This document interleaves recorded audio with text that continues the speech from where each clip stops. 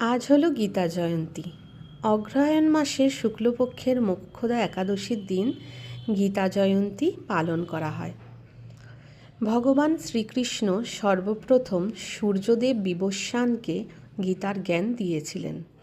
সূর্যদেব পরে তা মানবজাতির জনক মনুকে তা প্রদান করেন এবং আমরা অনেকেই জানি যে এই দিনে কুরুক্ষেত্রের যুদ্ধক্ষেত্রে শ্রীকৃষ্ণ অর্জুনকে গীতার জ্ঞান প্রদান করেছিলেন।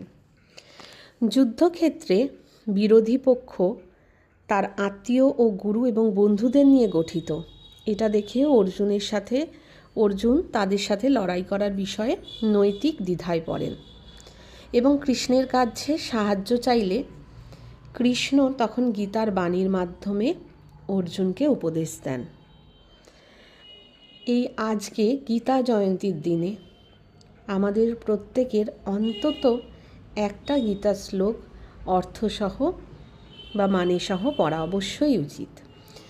আর গীতা শুধু পড়লেই হবে না, নিজের জীবনে গীতার উপদেশগুলোকে আমরা যদি মেনে চলতে পারি তাহলে আমাদের জীবন চলার পথের তা পরম পাথেয় হয়ে থাকবে। আমাদের ছোট ছোট যে সমস্ত জানার জিনিস আছে, যখন আমরা কোনো দ্বিধায় দ্বন্দ্বয় পড়ি, তার সমস্তটাই ভগবান শ্রীকৃষ্ণ অর্জুনকে বলার মাধ্যমে আমাদের সকলকে বুঝিয়ে দিয়েছিলেন। তাই এখন থেকে আমাদের উচিত গীতাটা রেগুলার পাঠ করা। রেগুলার যদি নাও হয় আমাদের ব্যস্ত দিনে, সপ্তাহে অন্তত একটা দিন ঠিক করে সেই দিন গীতা পাঠ করা এবং গীতার মানেটা পড়া। মানে না পড়লে তো আমাদের সাধারণ মানুষের সংস্কৃত উচ্চারণ করে পড়ে মানে বোঝা সম্ভব না, তাই মানেটা আমাদের পড়া উচিত।